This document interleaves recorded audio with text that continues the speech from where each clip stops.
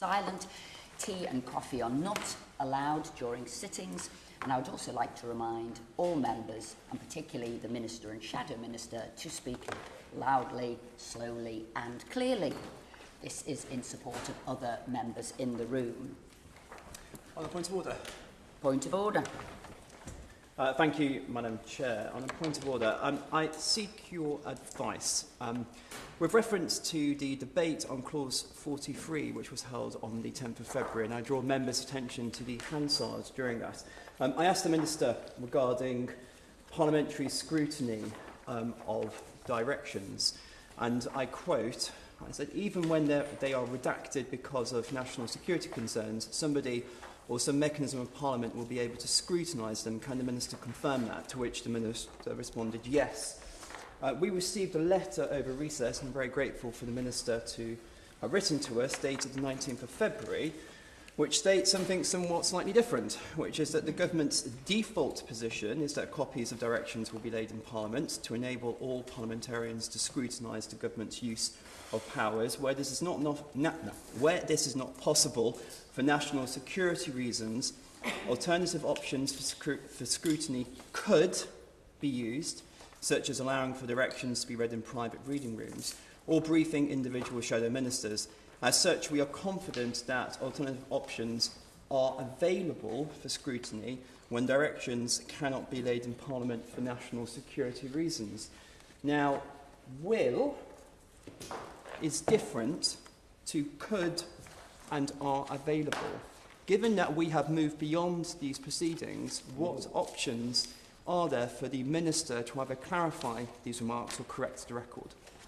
Okay, well, I want to thank the Shadow Minister for getting those comments on the record. I will ask the Minister now if he would like to address those points. I'm happy to write to the member concerned. In that regard, we'll keep us updated if that has happened. Okay, we start today with the adjourned debate on new clause 2, with which we're also debating new clauses 3, 13 and 15. Dr. Ben Spencer has already moved new clause 2. Others may wish to speak.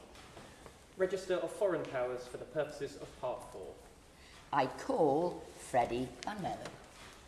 Thank you, Mr. McVeigh. I rise to move new clauses 15 and 13 in my name. New clause 13 requires the Secretary of State to publish within 12 months a comprehensive statement on how the government intends to manage the risks of foreign interference in our critical systems. It calls for steps being taken to assess the need for a digital sovereignty strategy. We need to know not just how we will fight cyber threats, but whose technology we're relying on to do it.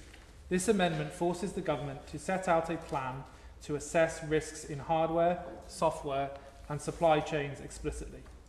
We should ask, what is being done to support UK tech? What is being done to support homegrown cyber security?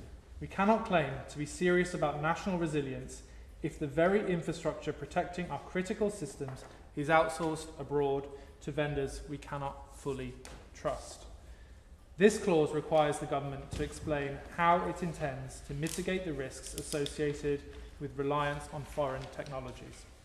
It also assesses the need to encourage and support the use of domestic technologies.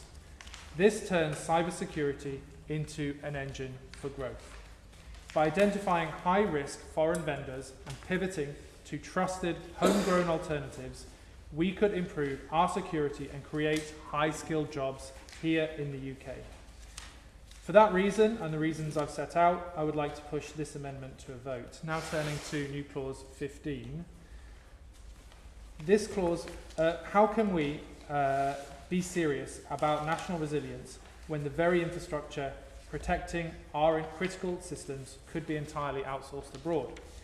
This new clause ensures transparency. It forces the government to look at the threat of foreign ownership. The threat to British democracy from foreign interference is clear and present. From Russian money flooding into politics, to Chinese surveillance and intimidation, to foreign oligarchs buying influence, our democratic institutions are under sustained attack. The previous Conservative government failed the UK. They failed to take the threat posed by Russia seriously. They weakened the Electoral Commission and they allowed foreign money to distort our politics. They withdrew from international commitments at precisely the wrong moment. This government has made some welcome moves, and they do not go far enough. Over the last few years, we've seen a rise in cyber attacks on critical infrastructure. Across the country, schools have closed, airports shut, local councils hacked, and retail stores crippled. This amendment will require the government to review the security risks posed by critical suppliers and essential service providers, and to flag which of those are linked to foreign states. It will also push the government to evaluate whether current powers are sufficient to address these threats. I would like to, Chair, also push that new clause to a vote. David Chadwick. Thank you, Madam Chair. In our previous session, the Right Honourable Member for Runnymede and Weybridge set out clearly the cyber threat posed by China and argued that through New Clause 2, China should be explicitly recognised as a foreign power presenting a significant risk to the United Kingdom. He rightly highlighted the precedent in UK legislation for maintaining registers of hostile or high-risk state actors to protect national security.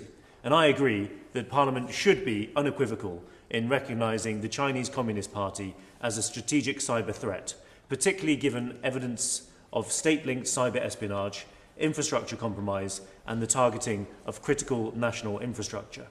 We've seen data from the Cabinet Office last week indicating that the government plans to drastically reduce the integrated security fund spending on domestic cyber and tech to counter cyber attacks, which will be cut from 113.3 million to 95 million by 28-29, a reduction of 16%. Domestic spending to counter Russian threats in the same period will incur a drop of more than 20%. These reductions leave us dangerously exposed and are in direct opposition to the government's promises to support the UK's national security priorities. New Clause 2 offers the chance to identify and monitor these state actors that pose a threat to UK cybersecurity. And I argue that the register must also reflect the evolving nature of cyber risk. Threats, Madam Chair, do not arise solely from formerly hostile states, but also jurisdictions where hostile cyber actors operate at scale using digital infrastructure to target UK systems and citizens. We have seen this in countries such as India and Nigeria, where organised cyber criminal networks have run sophisticated international operations against the UK, exploiting cloud services and telecommunications infrastructure. In India, law enforcement has dismantled major cybercrime hubs linked to international targeting, including operations specifically affecting large numbers of British victims. In 2025, the NCA worked in partnership with India's Central Bureau of Investigation to raid an organised crime group in Uttar Pradesh, which had targeted over 100 UK citizens with pop-ups stating that their devices had been compromised, losing them over £390,000. I'm sure we can agree that not only is that an unacceptable financial loss for our citizens, but a significant waste of resources. In Nigeria, long-established cyber criminal networks continue to conduct large-scale digital fraud campaigns aimed at overseas targets, including the United Kingdom. Interpol's Operation Serengeti in 2025 tackled high-impact cybercrimes in Nigeria and 17 other nations, arresting 1,209 suspects and recovering nearly $100 million that had been stolen through cyber fraud. While these states might not be hostile in a geopolitical sense, hostile cyber actors operating within their borders are nonetheless inflicting sustained harm and placing heavy burdens on our cyber defence and law enforcement resources.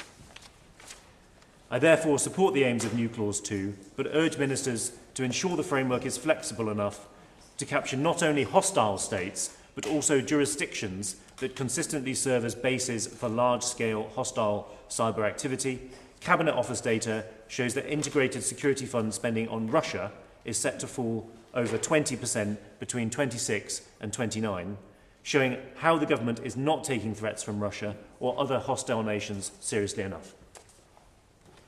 Minister. Thank you, Chair, and it is a pleasure to serve with you in the Chair. Can I firstly thank the Shadow Minister for his amendments, which would require the Secretary of State to create a register of foreign powers which pose a threat to UK cybersecurity, to review this register and to lay a report in Parliament. This is intended to inform the use of the powers granted under Part 4 of the bill. I empathise with the Shadow Minister's concerns that hostile foreign actors could target the network and information systems of operators of essential services or critical suppliers. This is a clear risk, and one that we're addressing through this bill. As drafted, the bill grants the Secretary of State new powers to issue national security directions to regulated entities or regulators, where their compromise poses a national security risk. So long as these tests are met, the powers may be used by the Secretary of State irrespective of the actor that is causing the national security incident or threat.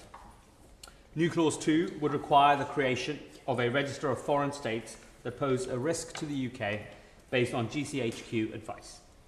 I would like to reassure the Shadow Minister that regardless of his amendment, any decision to use the powers in this part of the bill will be informed by expert national security advice from GCHQ. As a result, it is unclear what additional support this register would provide to the Secretary of State when, for example, deciding whether to issue a direction to a regulated entity. Additionally, the report required by New Clause 3 would effectively be a list of vulnerabilities of the network and information systems of our essential services and would therefore be an asset to malicious actors. This would be counterproductive to national security.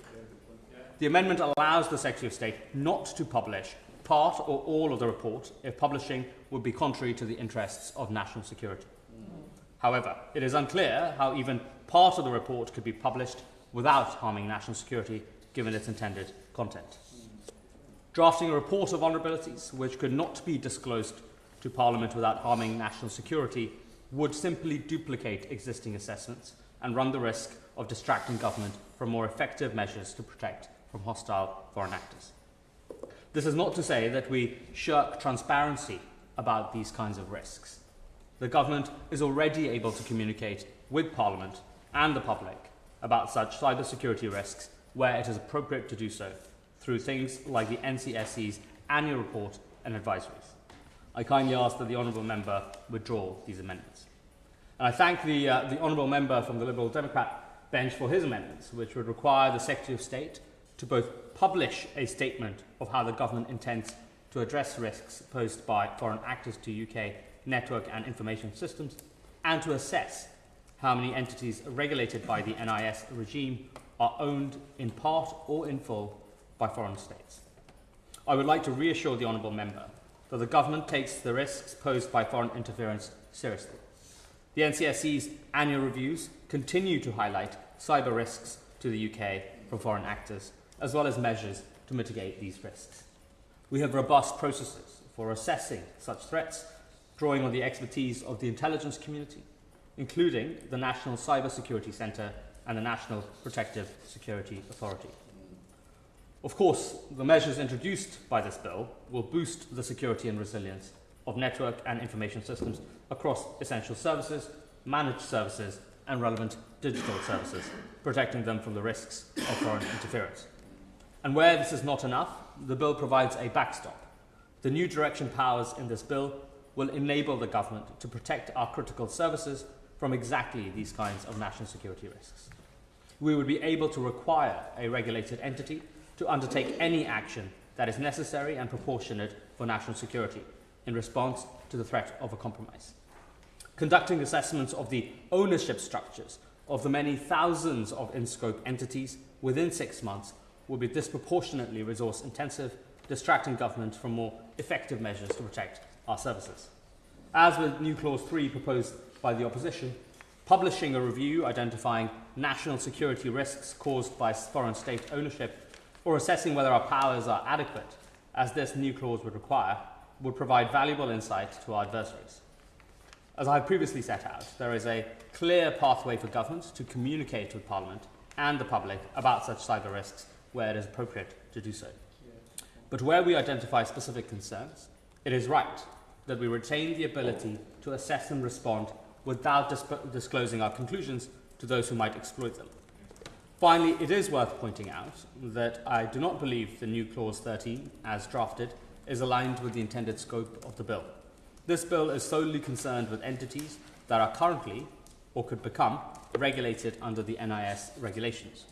This new clause would require a statement on the risks posed to all UK network and information systems, which is a significant broadening from the scope of NIS regulated entities and sectors. The focus on government procurement similarly seems outside scope, given that government network and information systems are not wholly regulated by this bill. For those reasons, I kindly ask that the Honourable Member consider withdrawing his amendment. Dr. Ben Spencer. Thank you, Madam Chair. We've seen over the past, I'm very grateful for the Minister in terms of his response, but we've seen over the past 6 months, especially with regards to the alleged spying incidents in Parliament, the government's resistance to recognise the Chinese Communist Party as a threat. And regarding the opposition's new clause 3 in terms of transparency concerns, we've also seen in the last few weeks, in fact, how there are mechanisms to ensure disclosure of documents can be done in such a way through the ISC and otherwise, while preserving national security. I beg to move that the question on new clause 2 and new clause 3 now be put. So, just checking, would you like to push new clause 2 to a vote? New clause 2 and new clause 3, please, Madam Chair. Yeah. Okay, new clause 2, as on the amendment paper, the question is that the clause be read a second time. As many of that opinion say aye. Aye. Aye. To the contrary, no. No. Division? Division vote aye.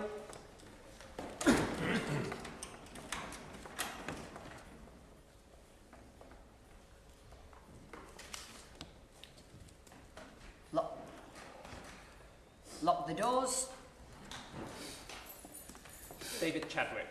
Aye. Andrew Cooper. No. Emily Darlington. No. Dr. Alison Gardner. No. Alison Griffiths. Aye. Lincoln Jopp. Aye. Preet Kaur Gill. Kanishka Narayan. No. Dave Robertson. No. Tim Rocker. No. Dr. Ben Spencer. Aye. Bradley Thomas. Aye. Freddie Van Merlo. Aye.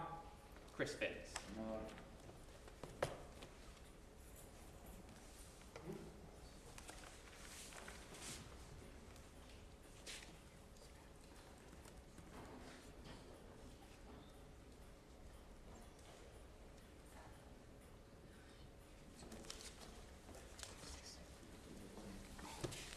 The ayes were 6, the noes were 8. So the noes have it, the noes have it. Unlock. We now come to new clause 3, which has just been debated. Does anyone wish to move new clause 3 for decision formally? I beg to move new clause 3. The question is that new clause 3 be read a second time. As many of that opinion say aye. Aye. Aye. Of the contrary, no. No. Division? Division vote aye. David Chadwick. Aye. Andrew Cooper. No. Emily Darlington. No. Dr. Alison Gardner. No. Alison Griffiths. Aye. Lincoln Jopp. Aye. Preet Kaur Gill. No. Kanishka Narayan. No. Taiwo Owatemi. No. Dave Robertson. No. Tim Rocker. No. Dr. Ben Spencer. Aye. Bradley Thomas. Aye. Freddie Van Merlo. Aye. Chris Finns. No.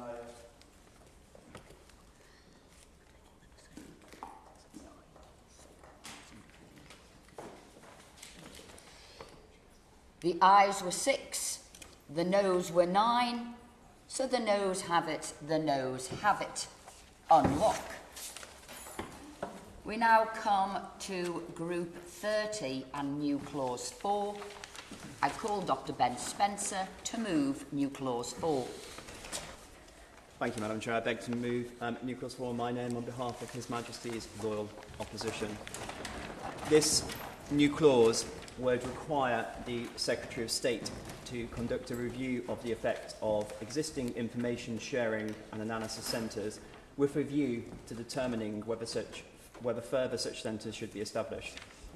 The financial service industry has successful voluntary schemes, the Cyber Defence Alliance and FS ISAC, which act as hubs for collaboration on all matters relating to the prevention, detection, mitigation and investigation of cyber threats and criminality impacting members.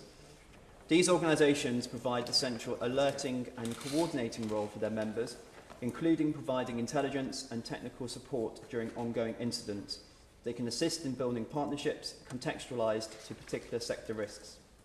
According to Richard Starnes of the Worshipful Company of Information Technologists, giving oral evidence to this committee, while companies may be competing with one another in their chosen businesses, they're all in the same boat with regard to being attacked by whatever entities are attacking them. If you took ISACs and replicated them on an industry-by-industry basis, particularly ones in C&I, that would be helpful. It'd also help with information sharing with entities like NCSC and GCHQ.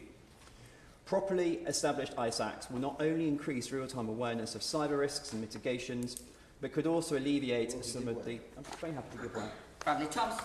I thank my honourable friend for giving way. On the point around information sharing with a view to bolstering resilience, does he agree with me, or does he share my concern when it was reported to me via M&S, Marks and Spencer's, that they were surprised to have received more information as to the origin and impact of the cyber attack that they suffered from the US FBI than they did from UK authorities, and that should demonstrate the point adequately as to why sufficient data sharing is required to underpin our resilience and bolster our strength. Dr. Ben Spencer. I thank him for his intervention, and that's a concerning piece of information that he's passed forward. So I entirely agree with him. Information sharing is so important in terms of dealing with evolving threats. Properly established ISACs. Will the Minister give way? Very happy to give way. Lincoln Jopp. I'm grateful to the Minister for giving way, if only to repeat what the member for Bromsgrove had just said, because the Minister and the Whip were both on their phones, and I don't think they were fully concentrating on the fact that M&S reported that they got more information from the FBI when they had their information loss than they did from our own agencies. And I just wanted to repeat it for the record so that the Minister had a chance to concentrate on this very important piece of information. Dr. Ben Spencer. I thank my honourable friend for Spelthorne for his intervention, although I think it was probably more an intervention for the Minister's benefit and the Whip's than for mine personally. But properly established ISACs will not only increase real-time awareness of cyber risks and mitigations, but could also alleviate some of the burden on regulators in terms of sector-specific intelligence analysis. Industry feedback and experience from adoption of NIS regulations indicate that sectoral regulators are unlikely to have the capacity to assist with intelligence sharing in relation to real-time cyber risks. We know from evidence offered by sector regulators and oral evidence that building sufficient capacity for effective regulatory oversight is a challenge. Where we have models for sector and market-led good practice and hardening cyber resilience, we should be looking at how that can be rolled out further.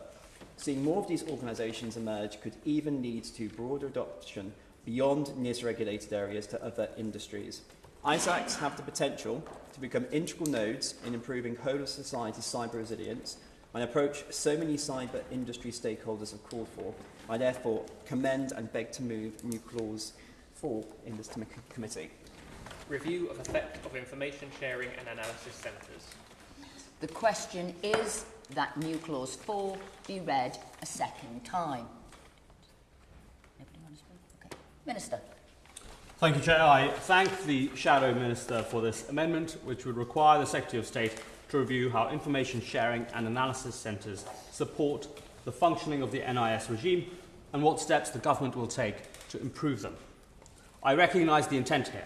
Such centres play a key role in promoting collaboration and coordination in the cybersecurity space, allowing organisations to share information, intelligence and best practice.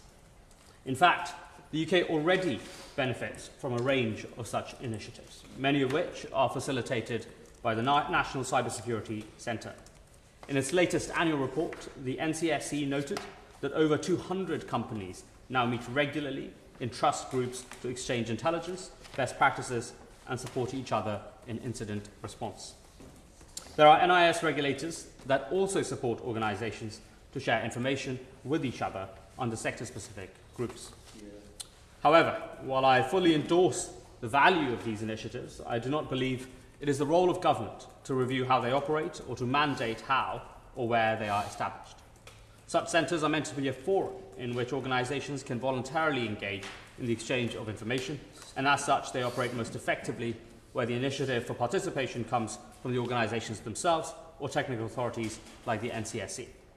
Government is of course committed to ensuring that the information sharing provisions within the bill are effective, and this will be assessed through the formal review of the legislation that is already required under Clause 40.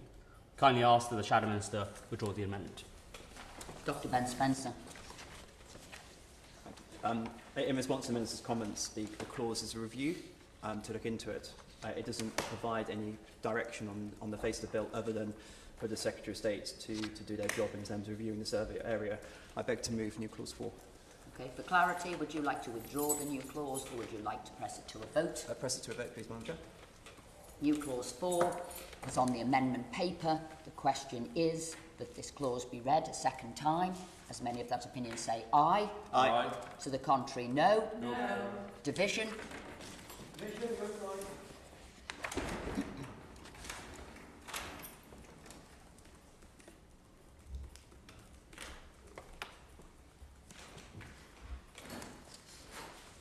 Lock the doors. David Chadwick. Aye. Andrew Cooper. No. Emily Darlington. No. Dr. Alison Gardner. No. Alison Griffiths. Aye. Lincoln Job. Aye. Preet Kaur-Gill. No. Kanishka Narayan. No. Taiwo Owatemi. No. Dave Robertson. No. Tim Rocker. No. Dr. Ben Spencer. Aye. Bradley Thomas. Aye. Freddie Van Merlo. Aye. Chris Vince. Aye.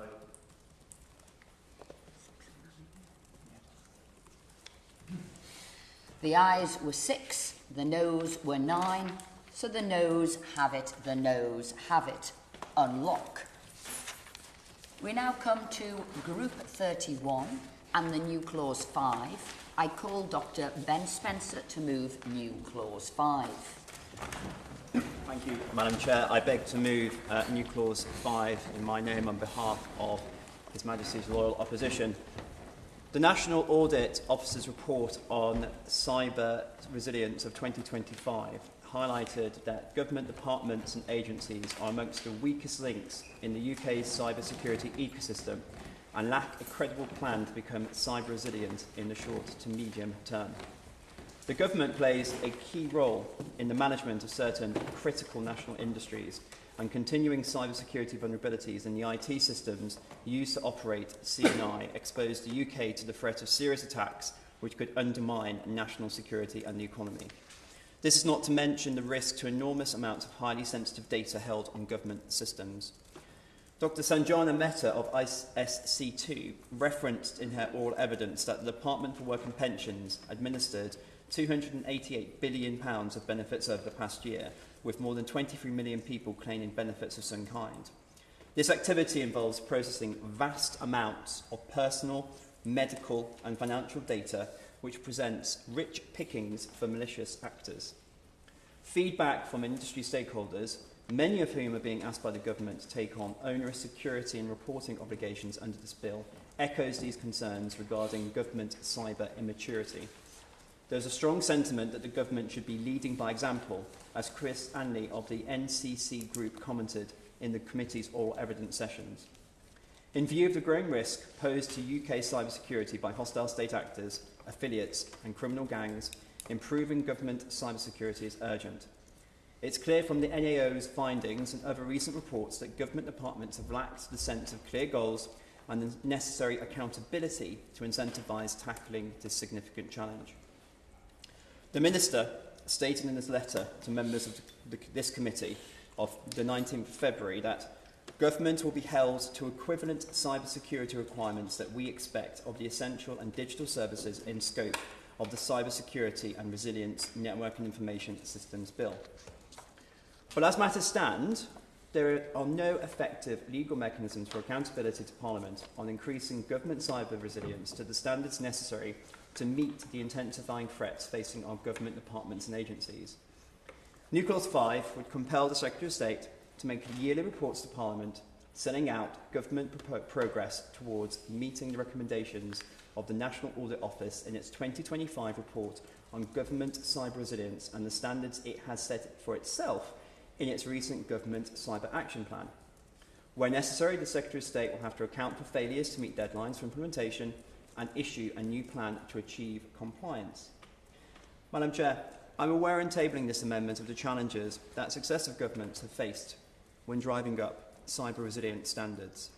There are serious practical and budgetary obstacles which can impede progress, such as the vast amount of legacy IT equipment remaining in use, which is inherently more vulnerable to attack. Moreover, there is the ongoing problem of recruiting highly skilled cybersecurity professionals to work in these roles, given the competition in the recruitment market and constraints on public sector salaries. Illustrative of this challenge is the worrying statistic cited by Chris Adney of NCC that almost a third of cybersecurity posts in government are presently unfilled. Nonetheless, the government has now put in place a plan that it considers to be achievable, and it should be held to account to it. This new clause creates a mechanism for that much-needed accountability. Very happy to give way. Lincoln Job. I'm grateful to the Shadow Minister for giving way. Does he agree with me that if honourable members opposite vote against new clause 5, that this will be a classic case of do as I say, not do as I do? And if they're happy going on the record as voting it down on that basis, then does he agree with me that there's an element of, I think the polite word is variable geometry, I think the more direct word is hypocrisy. Dr. Ben Spencer. I thank him for that intervention, and I think he is absolutely 100% right. Very happy to give way to the member opposite. Thank the Shadow Minister for giving way. I find it's really interesting when we've just heard from one honourable member opposite that apparently this is hypocrisy, and agreed with by the Shadow Minister. When the Audit Office report was written in 29th of January 2025, barely 6 months after the general election. So actually what the Audit Office were really commenting on is 14 years of a government led by the Conservative Party. So I think it would be quite cogent to make sure that's recorded on the record that actually there's been a lack of focus in this area for far too long, and I'm very glad that the government's bringing through legislation on this. But if we're going to be looking at comments such as that, I feel it was appropriate to make sure we had something on the record to counteract it. Thank you. Dr. Ben Spencer. I agree about the importance of putting things on the record, and since he obviously didn't listen to my speech, you can check it out on the record when I made reference to acknowledgement of the challenges in this area. I think what is... does the whip want to intervene, or is she just chundering? Okay, I'll continue. So I think it's very important, given this bill puts quite a burden on private sector, which we've discussed over several days before parliamentary recess, that the government recognises that, again, as my honourable friend from Sweltham has just said, in not voting for accountability for themselves, yet putting it on other people, it's pretty shameless. But let's see how the vote goes. I beg to move new clause 5. Minister. Duty on Secretary of State to report on the meeting of existing recommendations and implementation deadlines. The question is that new clause 5 be read a second time. Minister. Thank you, Chair. I thank the Shadow Minister for his amendment, which seeks to require annual reporting on progress towards meeting the recommendations of the National Audit Office's report into government cyber resilience and the implementation milestones of the government's cyber action plan. We recognise the value of accessing the expertise of Parliament to hold government accountable for the changes required for our cyber resilience. And that is why, notwithstanding the Honourable Member for Spelthorne's acknowledgement of the embarrassment of the Conservative Party owning its hypocrisy, this government has already strongly welcomed the recent reports from the Public Accounts Committee and the National Audit Office on Government Cyber Resilience. Happy to give way. Chris Vince. Thank you, Mr. Givenway. And I declare an interest as I'm on the Public Accounts Commission, which obviously regularly scrutinises the Public Accounts Commission. Can I just ask him to give some reassurance to members on this side of the chamber who are being accused of hypocrisy that actually we do make sure that the highest levels are met in terms of the government and cyber security? Minister. Well, I thank my honourable friend for that point, and he's right. The where the Conservative Party did absolutely nothing and continues to dwell in its hypocrisy, this government, I'm glad to inform honourable members, has already adopted a duty to provide biannual reporting on progress against the recommendations of these two reports in question. I'm happy to give way. Alison Griffiths. I thank the Minister for giving way. But New Clause 5 is simply asking the Government to commit to reporting back on meeting the milestones it has set for itself for increasing cybersecurity standards. Is the Minister confident in the Government's ability to deliver on its cyber strategy, or is the document not worth the paper it's written on? Minister. I thank the honourable member for that point, and I would simply repeat the prior sentence. This government has already adopted a duty to provide biannual reporting on progress against the recommendations of these two reports. In addition, the Government Cyber Action Plan was published in January this year and sets out how government will rapidly improve the cybersecurity and resilience of public services to deliver a step change in the cyber and digital resilience across the public sector. The plan sets out clear accountability structures to ensure that cyber risks at all levels of government are actively owned and effectively managed, with those responsible held to account.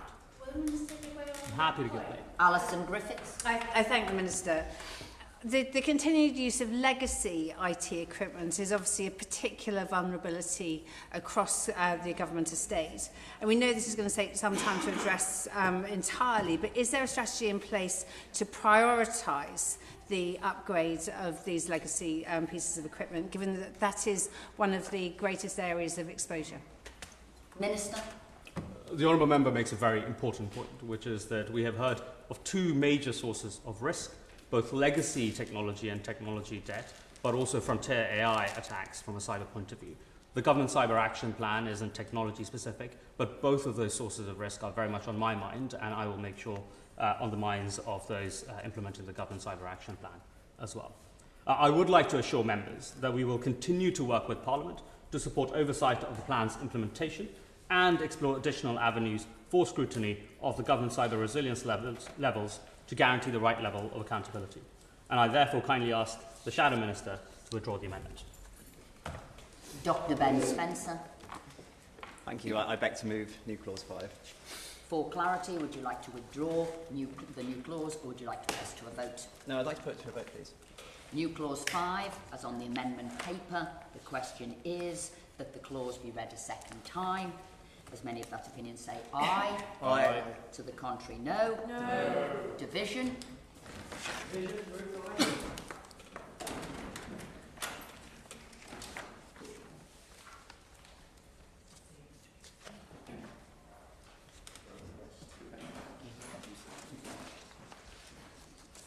Lock the doors.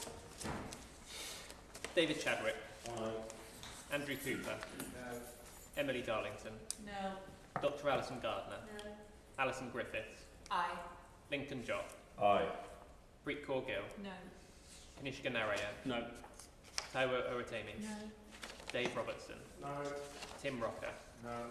Dr. Ben Spencer. Aye. Bradley Thomas. Aye. Freddie Van Merlo. Aye. Chris Finns. No.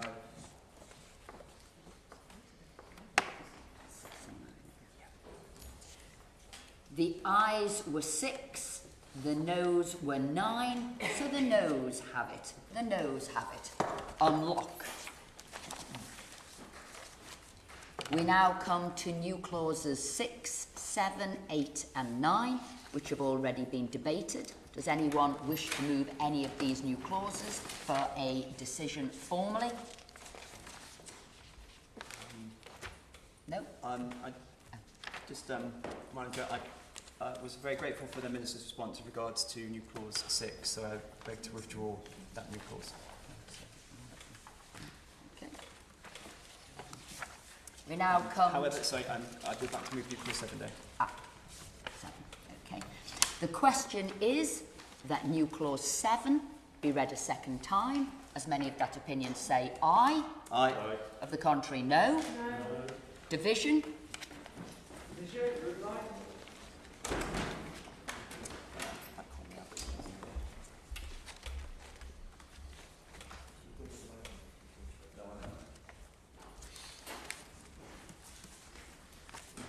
David Chadwick.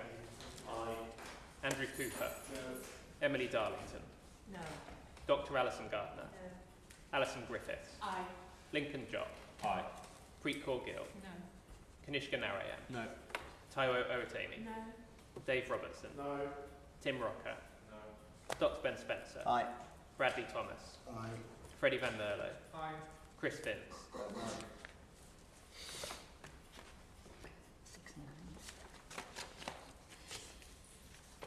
The ayes were 6, the noes were 9. The noes have it. On lock. We now come to Group 32 and new clause 10. I call David Chadwick to move new clause 10. Thank you, Madam Chair.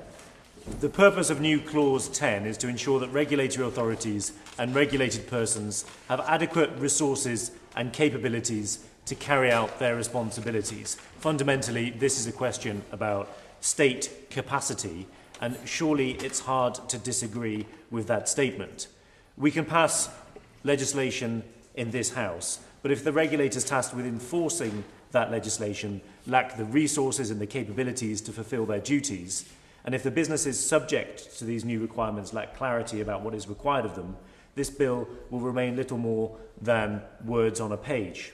Cyber resilience cannot be achieved through legislation alone, poor and weak though this piece of legislation is. It must be delivered by regulators with properly trained staff, clear guidance and sustained investment in enforcement and oversight. Without that foundation, even the strongest legal framework risks becoming ineffective. This amendment creates a vital statutory reality check. It requires the Secretary of State, within 1 year of the Act coming into force, to consult with regulators and regulated organisations and to report to Parliament on whether the regulatory system is equipped to function under these new rules. It asks a simple but essential question: do the bodies responsible for protecting our critical digital infrastructure have the people, funding, tools and skills they need to succeed? Laws only work if the people enforcing them have the time, money, expertise and systems to do so properly. The scale of this challenge is already clear. Research from ISK2 shows that 88% of organisations that have suffered cyber incidents link those breaches directly to skills shortages. And if regulators themselves face similar skills or operational shortages, then enforcement will be slow, inconsistent and ultimately ineffective, and may leave businesses facing uncertainty about what is required of them. This amendment helps ensure that issues are identified early and addressed proactively, rather than after a major cyber security incident exposes weaknesses in our regulatory system. For this legislation to work, it requires fully funded and effective regulators, and that's why, Madam Chair, I will be pushing this amendment to a vote. Consultation on resourcing of regulatory authorities and regulated persons. The question is that new clause 10 be read a second time. Dr. Ben Spencer. Thank you, Madam Chair. This new clause tabled by the Honourable Member for Brecon and Radnor requires the Secretary of State to consult and report within 1 year on whether regulatory authorities and regulated persons have sufficient resources and capabilities to meet their statutory obligations. Historical levels of regulatory oversight and enforcement in relation to the NIS regulations 2018 have fallen short of what is necessary to achieve meaningful cyber resilience across regulated sectors. The second post-implementation review of the NIS regs 2018, conducted in 2022, found that incident reporting on the part of regulated entities was very low, only with 13, 12 and 22 NIS incidents being reported in 2019, 2020 and 2021 respectively. A review conducted by the Workshop Company of Information Technologists identified a near total absence of formal financial sanctions under the NIS regulations, with 0 confirmed major penalties from 2021 to 2024. The model has not been conducive to effective discharge of regulatory responsibilities, with knock-on effects for cyber resilience in regulated industries. Yet regulators will be expected to oversee a far larger pool of regulated bodies and process a far larger number of incident reports under the CSRD's provisions.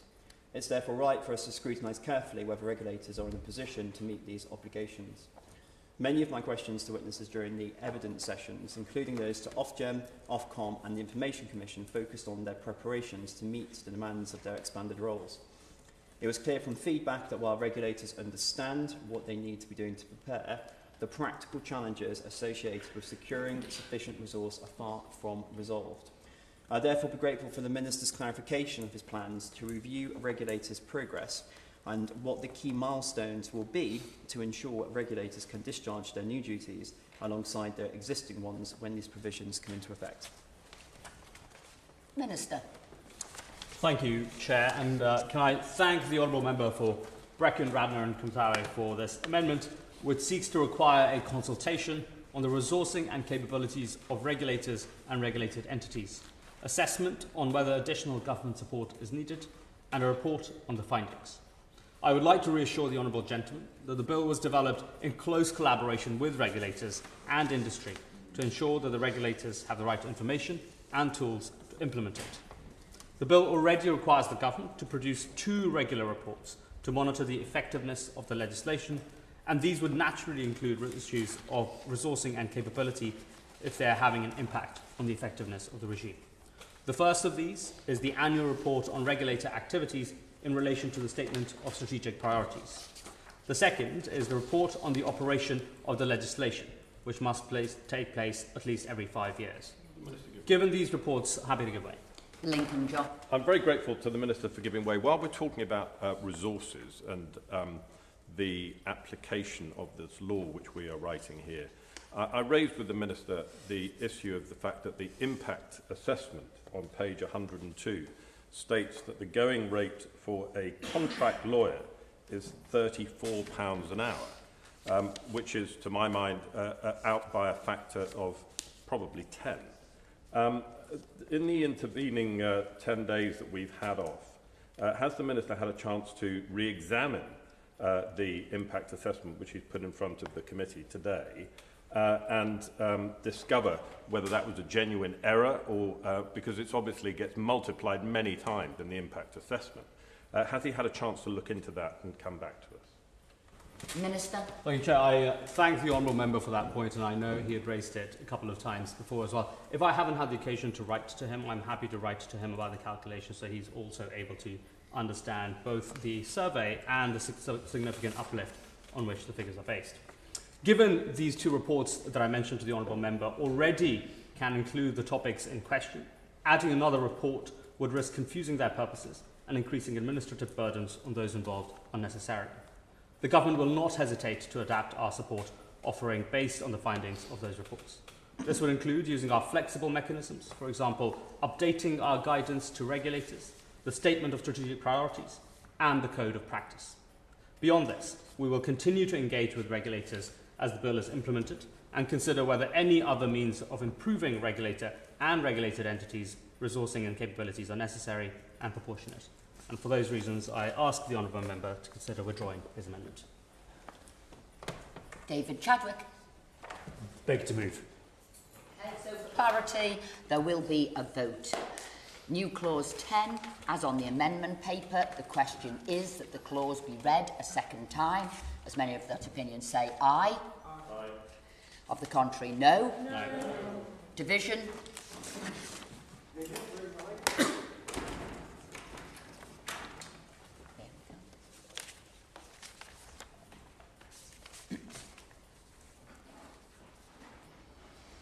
Lock the doors. David Chadwick. Aye. Andrew Cooper. No. Emily Darlington. No. Dr. Alison Gardner. No. Alison Griffiths. Abstain. Lincoln Jock. Abstain. Preet Corgill. No. Kanishka Narayan. No. Taiwo Owatemi. No. Dave Robertson. No. Tim Rocker. No. Dr. Ben Spencer. Abstain. Bradley Thomas. Abstain. Freddie Van Merlo. Aye. Chris Finns. No.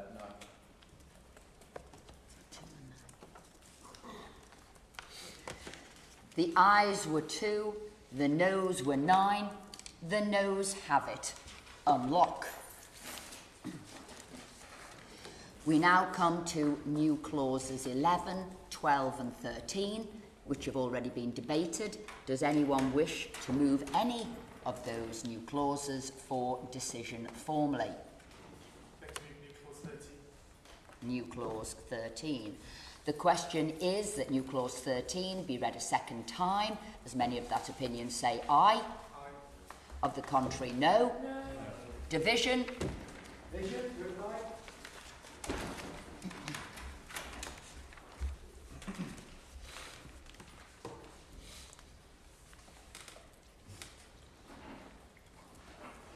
Lock the doors. David Chadwick. Aye. Andrew Cooper. No. Emily Darlington. No. Dr. Alison Gardner. No. Alison Griffiths. Abstain. Lincoln Jott. Abstain. Preet Corgill. No. Kanishka Narayan. No. Taiwo Owatani. No. Dave Robertson. No. Tim Rocker. No. Dr. Ben Spencer. Abstain. Bradley Thomas. Abstain. Freddie Van Merlo. Aye. Chris Finch. No. The ayes were 2, the noes were 9. The noes have it. Unlock. We now come to group 33 and new clause 14. I call Freddie Van Merlo to move new clause 14. Thank you, Mrs. McVeigh. I rise to move new clause 14 in my name. This clause places a statutory duty on the Secretary of State to establish a support service dedicated to improving the resilience of SMEs and crucially providing them with assistance when the worst happens. SMEs are the backbone of our economy. Their growth and continued operation is essential to a strong economy. We heard during evidence that even large corporations find it hard to justify the investment in cybersecurity and resilience when faced with competing priorities and investment needs. It forms the rationale of this bill in putting this need on a statutory footing. But small and medium-sized businesses undoubtedly find it even harder to make the investments required in cybersecurity. I know from having worked in SMEs and starting my career there that companies experience growing pains and need support in navigating complex statutory requirements. And it's not just support for SMEs before an attack takes place that this amendment would provide for, but also after. For SMEs, a cyber attack isn't just a disruption, it can be an existential threat to their existence. This clause ensures that when an SME is hit, they have access to the support they need. Will he be work? It will be great.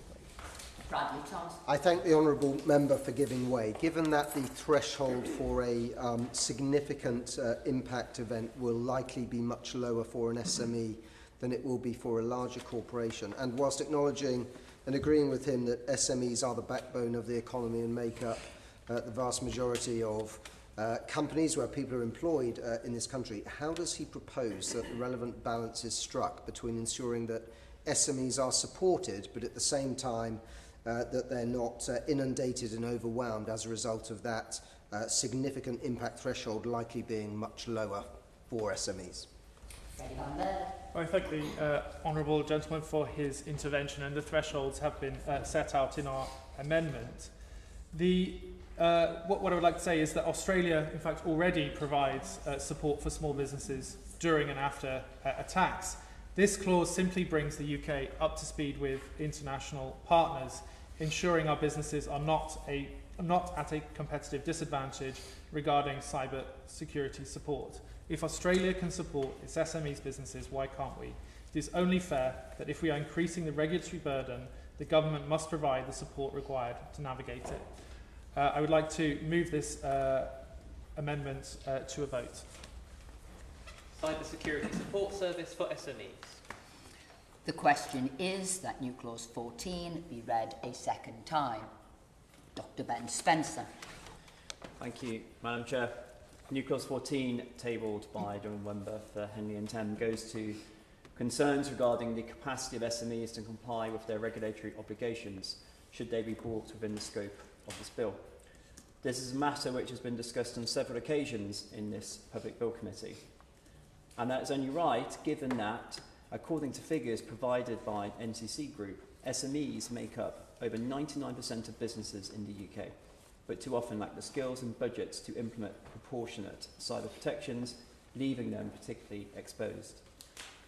SME cyber assistance schemes akin to the one being proposed by this new clause have been rolled out in Scotland on a limited basis and in Australia, where the government's investing $8 million Australian dollars over 3 years to provide free person-to-person support for small businesses during and after a cyber attack.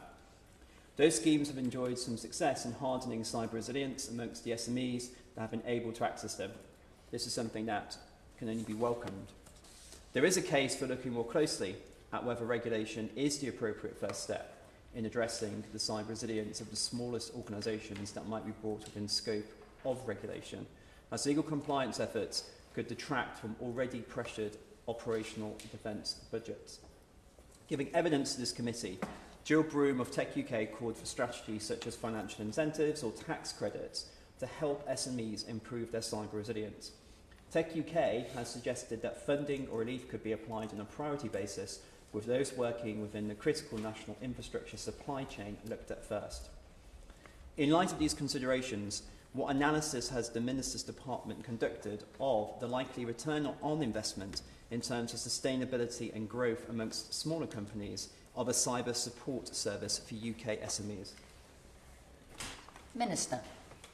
Thank you, Chair. The amendment in question seeks to require the Government to establish a dedicated support service for small and medium enterprises, which are operators of essential services, relevant digital service providers, relevant managed service providers, or critical suppliers. This includes the provision of advice, technical assistance, and recovery guidance following a cyber incident. It is worth noting that there is an exemption for small and micro enterprises from being in scope of the regulations as relevant digital service providers or relevant managed service providers. Although regulators can designate a small or micro entity as a critical supplier, in practice, very few are expected to meet the threshold for criticality. Similarly, there are limited examples of small or micro operators of essential services. Improving the cybersecurity of our nation's small and medium-sized businesses is important for the resilience of our wider economy. That is why the Government has developed a wide range of free tools, guidance and training to help these businesses implement cybersecurity measures. This includes the recently launched Cyber Action Toolkit, which provides small and medium-sized businesses with tailored advice and the offer of free 30-minute consultations with the NCSC certified cyber advisors.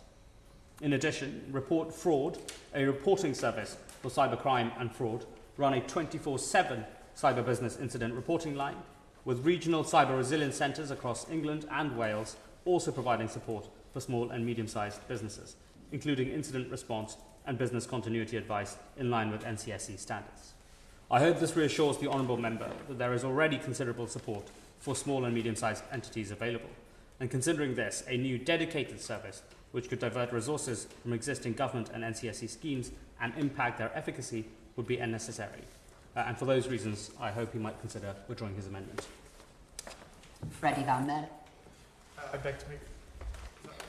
For clarity, we'll be pushing this to a vote. New clause 14, as on the amendment paper, the question is that the clause be read a second time. As many of that opinion say aye. Aye. Of the contrary, no. No. Division.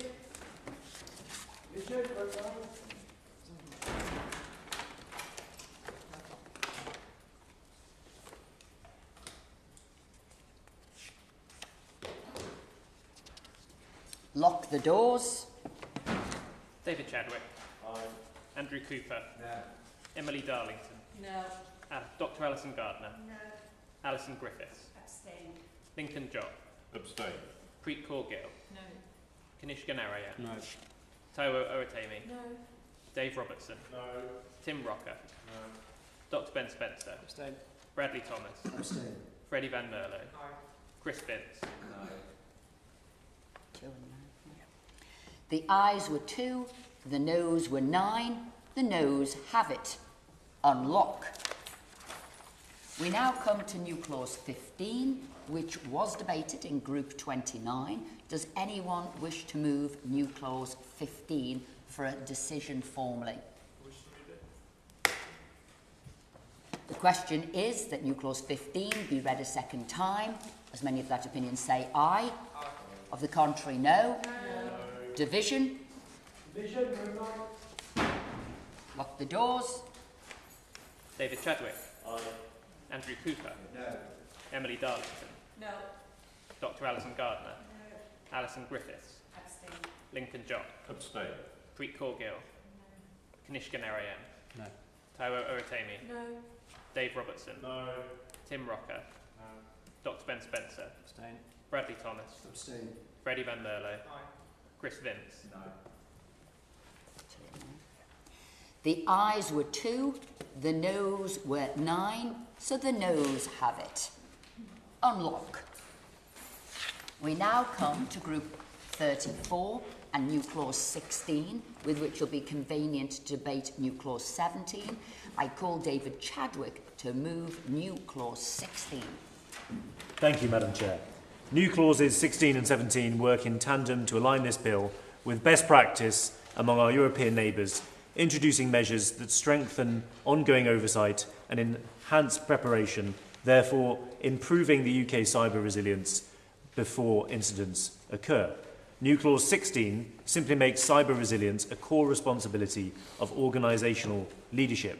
It requires boards to actively oversee security arrangements, approve risk management approaches, satisfy themselves that protections are working on an ongoing basis, and, importantly, be accountable.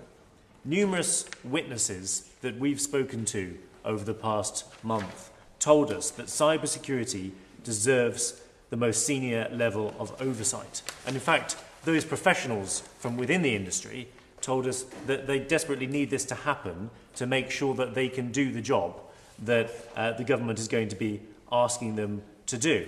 ISARCA is an organisation that I remember looking up to when I was working in cybersecurity. ISARCA have said that they support both of these amendments. And the question, therefore, is for the government. Carry on. I thank the honourable member for giving way. Whilst I agree with him and acknowledge the testimony from witnesses who have given evidence suggesting that this should be a board-level responsibility, does he share my concern that given the complexity, the often technical nature of cybersecurity, that there is perhaps, for want of a better phrase, a risk of window dressing, given that perhaps non-competent people without the relevant technical expertise may be reliant on reports that are issued by other technical staff who don't sit at that board level. We have to strike the right balance. Does he share that concern? How does he propose we might go about that? I thank him for his intervention. One of the measures that the amendment introduces is for a requirement for board members to receive education. Clearly, it is necessary for boards to understand cybersecurity risk, and this is about putting that into legislation. Board accountability is the cornerstone of corporate governance, and corporate governance is one of the reasons why this legislation is being put forward. And we've seen drastic failures in corporate governance across the UK in numerous sectors.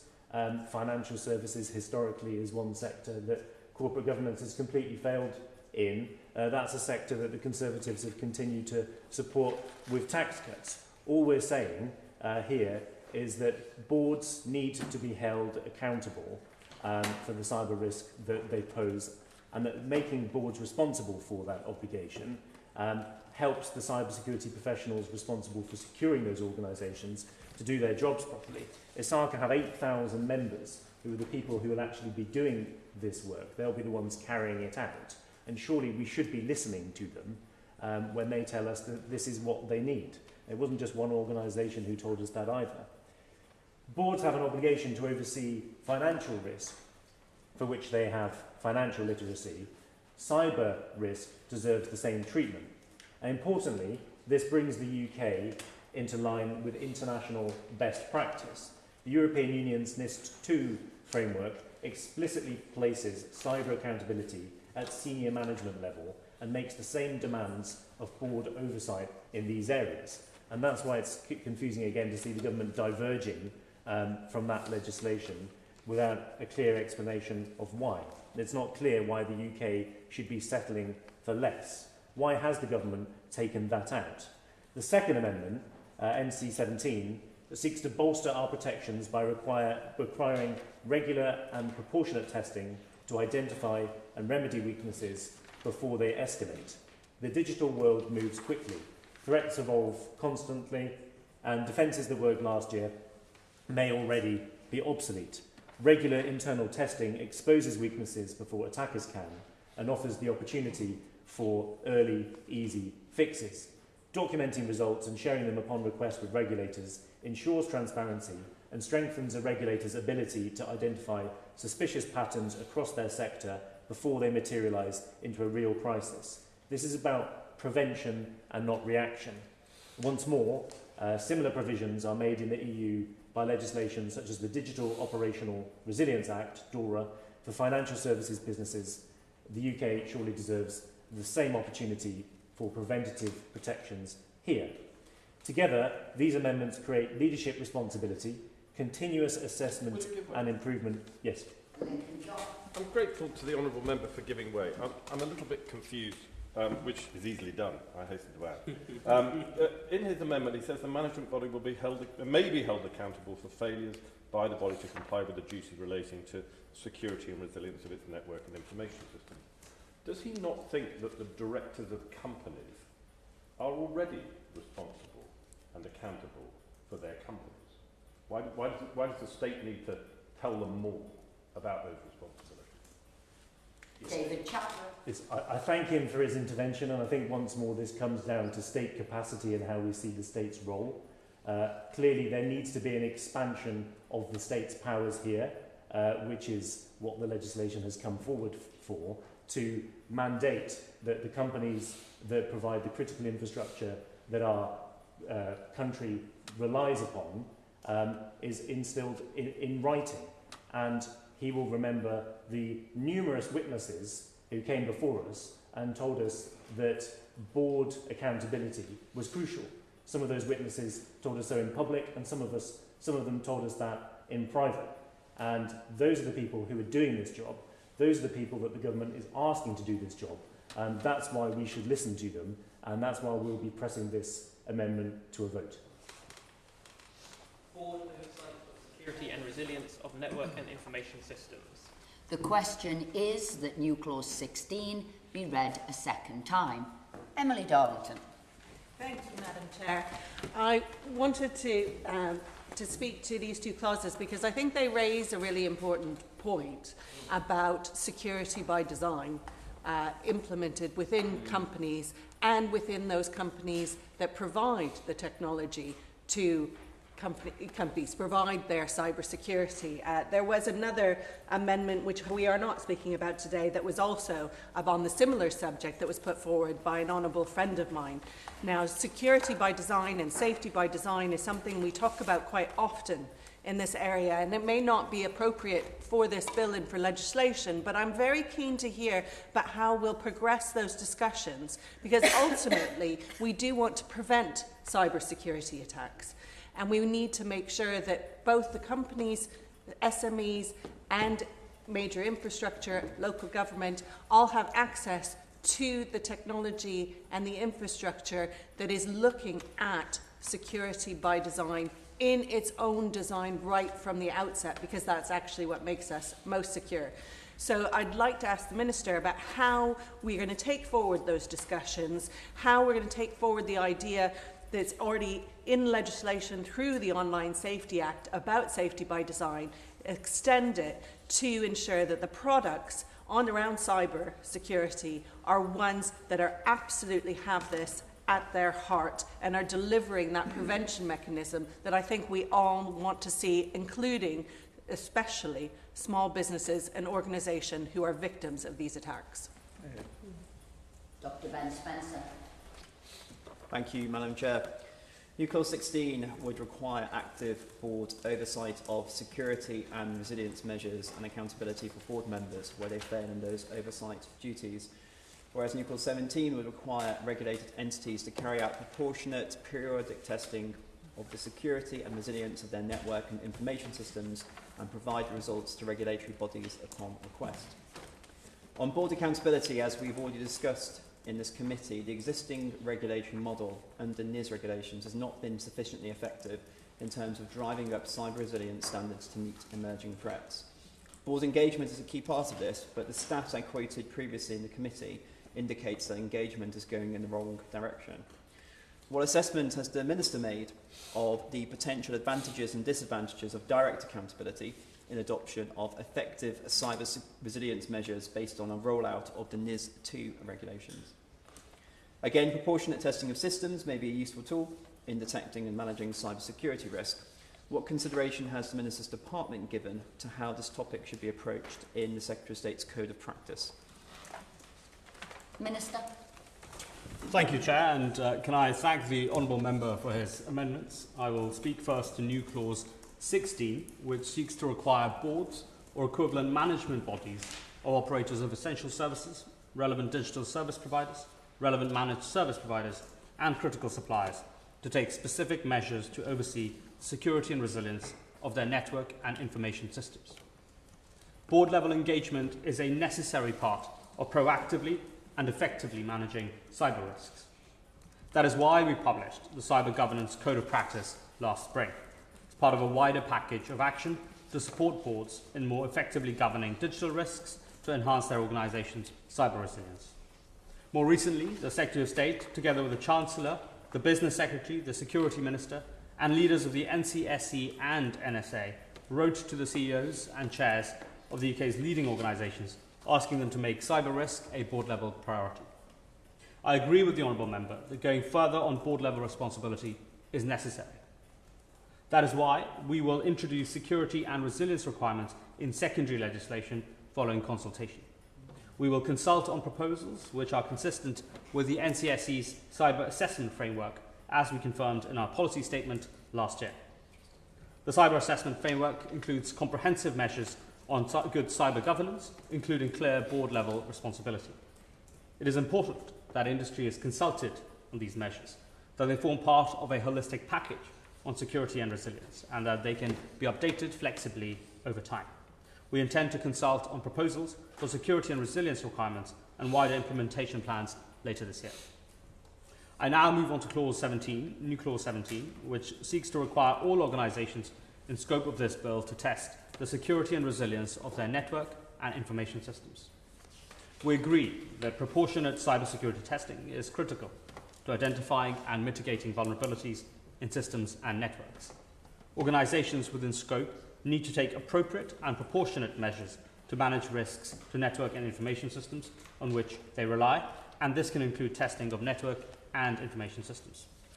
In particular, relevant digital service providers are already required to account for testing as part of their overarching security duty.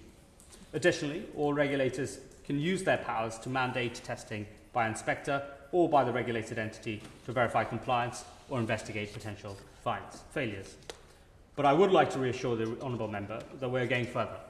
We will be updating and providing more detail on the measures regulated entities need to take, as well as setting strategic objectives for regulators.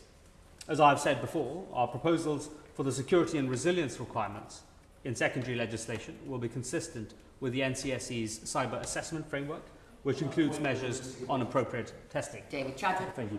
Is he aware that the financial services industry is required to conduct regular testing of its systems, and also that sectors like aviation, for example, and also nuclear, have designated individuals within their security organisations responsible for overseeing these sort of practices?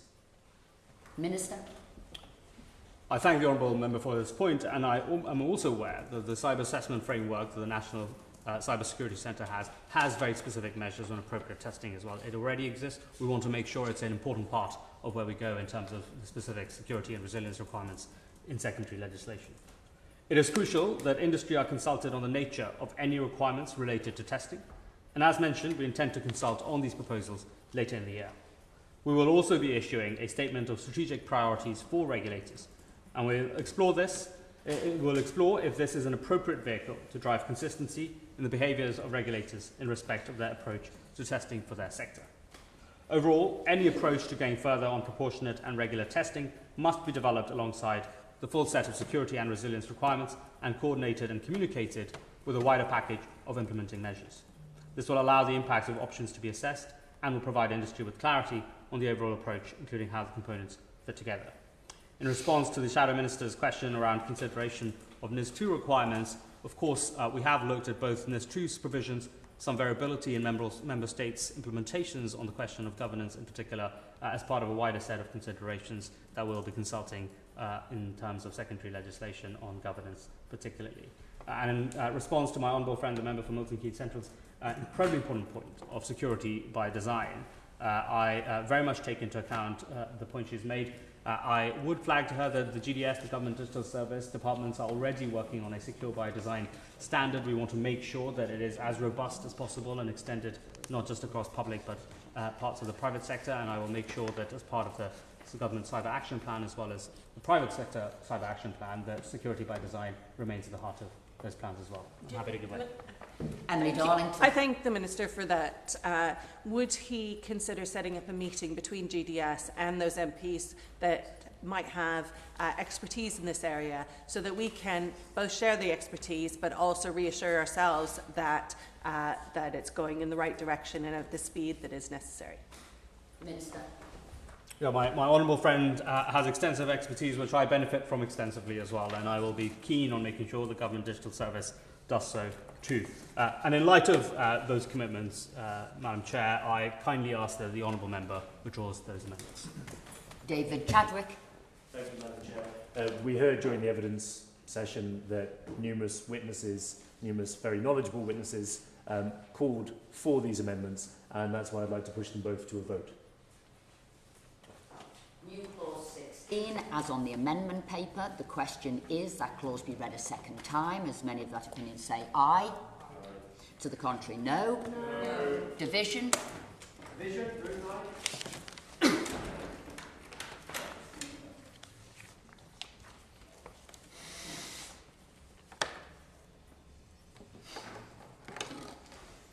Lock the doors. David Chadwick. Aye. Andrew Cooper. No. Emily Darlington. No. Dr. Alison Gardner. No. Alison Griffiths. Abstain. Lincoln Jott. Abstain. Preet Corgill. No.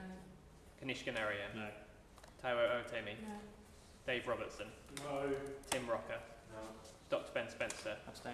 Bradley Thomas. Abstain. Freddie Van Merlo. Aye. Chris Vince. No. The ayes were 2, the noes were 9. The noes have it, the noes have it. Unlock. We now come to new clause 17, which has just been debated. We'll push for a formal decision. The question is that new clause 17 be read a second time. As many of that opinion say aye. Aye.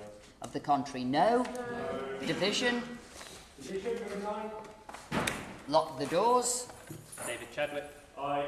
Andrew Cooper. No. Emily Darlington. No. Dr. Alison Gardner. No.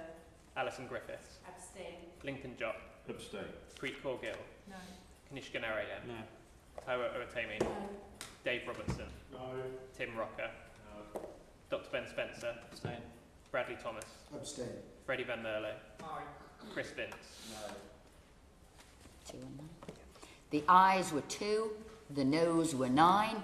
The noes have it, the noes have it. Unlock. We now come to group 35 and new clause 18, with which it will be convenient to debate new clause 19. I call Freddie Van Merlo to move new clause 18.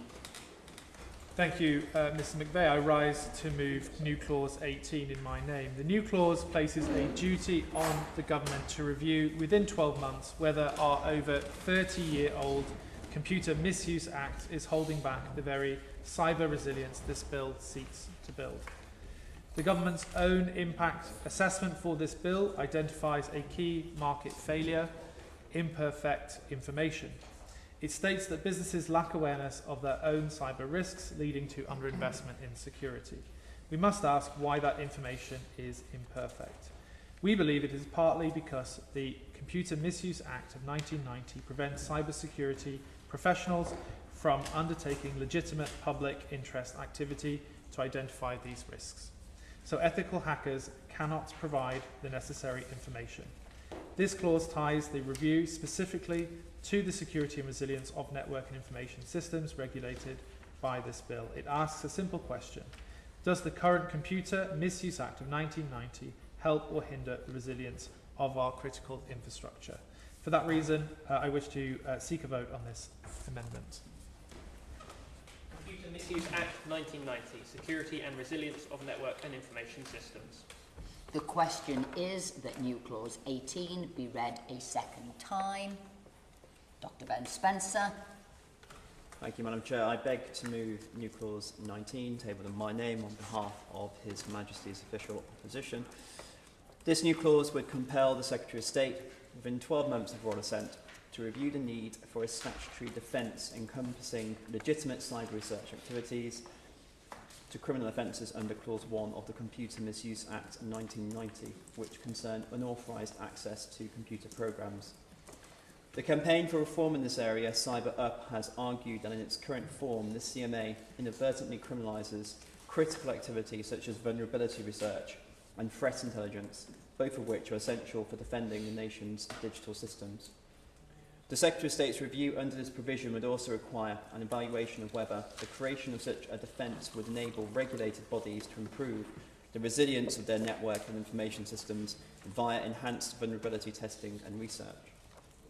New clause 18, tabled by John Member for Henley and Thames, relates to the same important topic and would require the Secretary of State to review and report to Parliament within 12 months of the bill entering into law on whether amending the Computer Misuse Act could improve the resilience of network and information systems.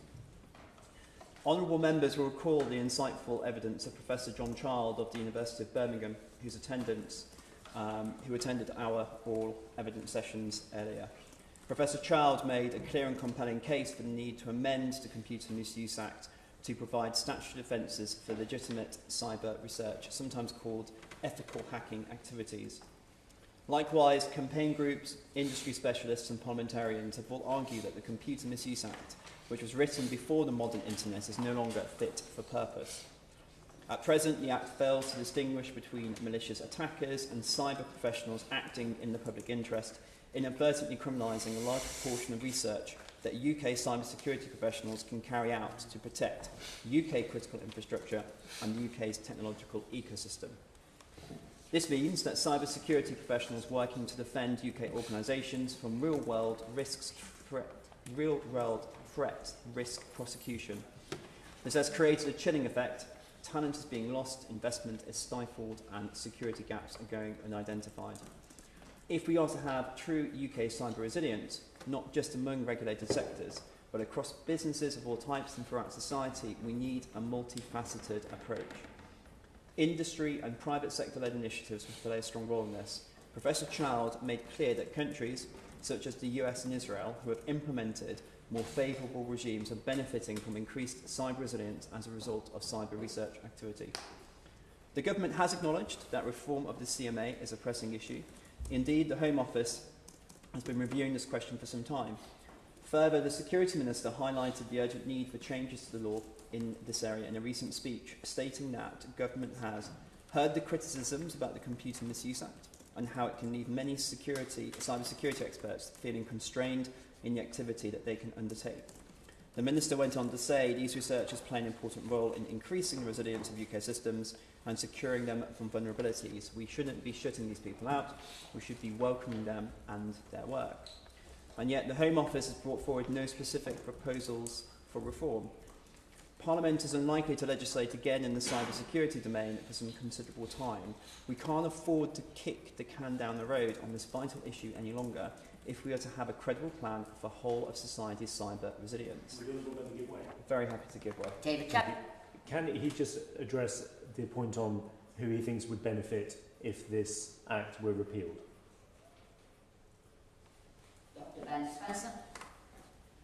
So I'm a bit unclear by his intervention. I think the point that I was making with regards to this area is that there is legitimate resistance or concern that people who are doing research into this area and doing these threat assessments do risk prosecution. And so across the whole of our society, this work isn't being done. We've had quite a lot of evidence from the cyber campaigns, other campaigns, the benefits that changes to this law would make into the system, which is why we put forward this new clause. I commend new clause 19 to the committee. I hope the Minister would agree that now is the time to address the issue. I suspect this may be my last penultimate time speaking to this committee, Madam Chair, so I'd just like to finish by thanking members across both sides of the committee for a fun and at times robust debate over the past 2 months. Yourself, Madam Chair, and the other chairs and the clerks and the teams working on this bill, and also Sophie Foley from my office, who's done incredible work doing research in this bill. Thank you. Minister? Thank you, Chair, and can I first thank the honourable members for their amendments. I recognise the strong feeling and thoughtful contributions on this issue of reforming the Computer Misuse Act. I will speak first to new clause 18, which seeks to place a duty on the Secretary of State to review whether amendments to the Computer Misuse Act could support the security and resilience of network and information systems used for carrying out essential activities. I can assure the honourable member that this government is committed to ensuring the Act remains up-to-date and effective. The Home Office is already conducting an ongoing review of the Computer Misuse Act and are developing proposals arising from their findings. This includes careful consideration of proposals to introduce a statutory defence that would allow researchers to spot and share vulnerabilities. They will provide an update as soon as the proposals are finalised.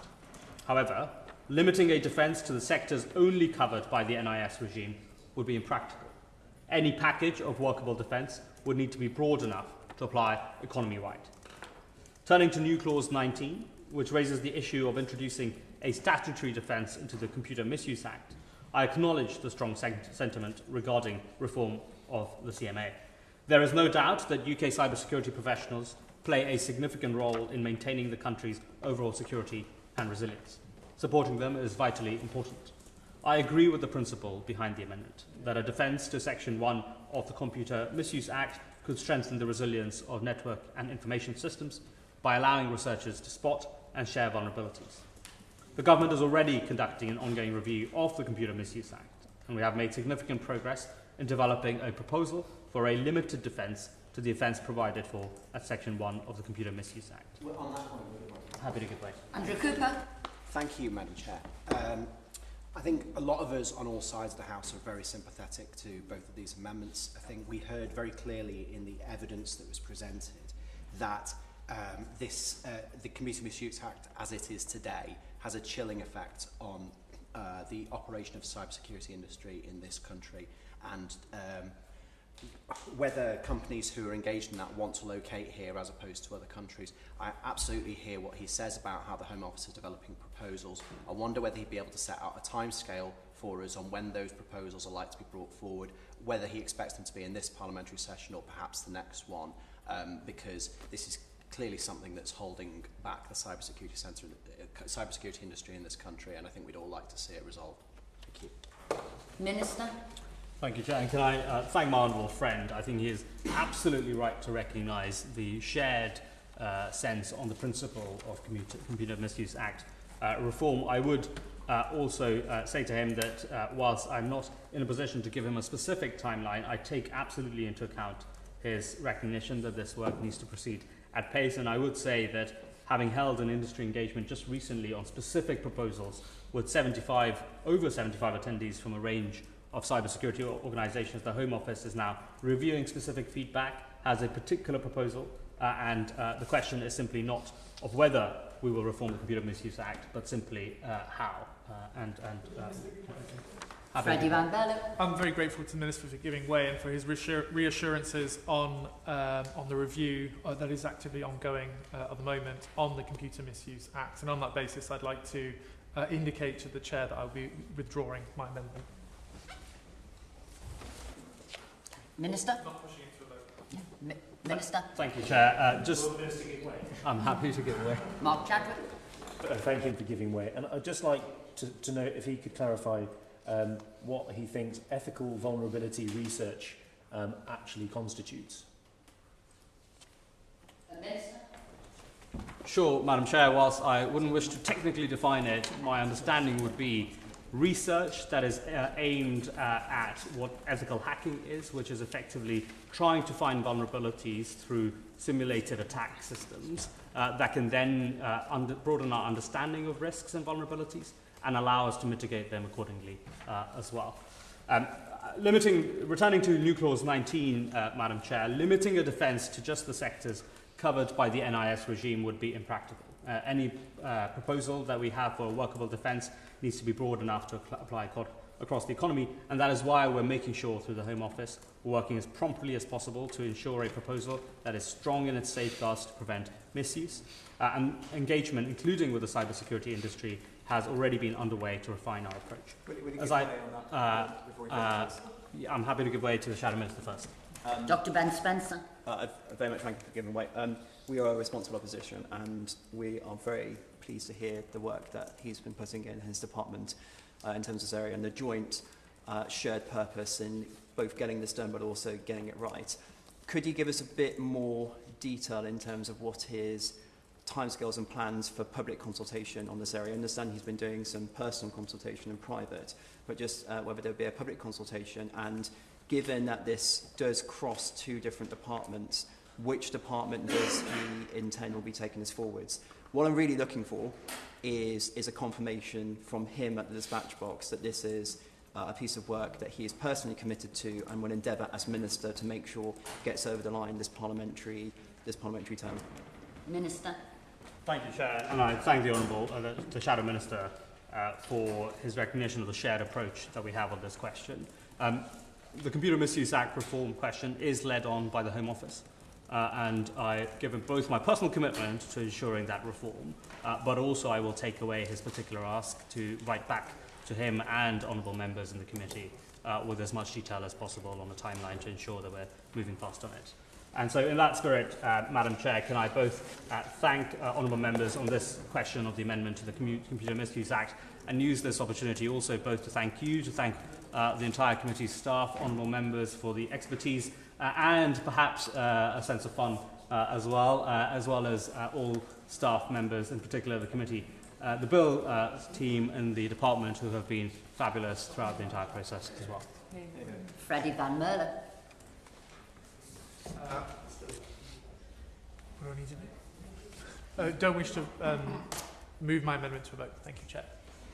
Is everyone content for the new clause to be withdrawn? New clause by leave withdrawn. We now come to new clause 19, which has just been debated. Does anyone wish to move new clause 19 for a decision formally? I beg to withdraw new clause 19, Madam Chair. Okay. Okay, the final question I put is that I do report the bill as amended to the House. The question is that I do report the bill as amended to the House. As many of that opinion say aye. Aye. To the contrary, no. I think the ayes have it. The ayes have it. Order. Order.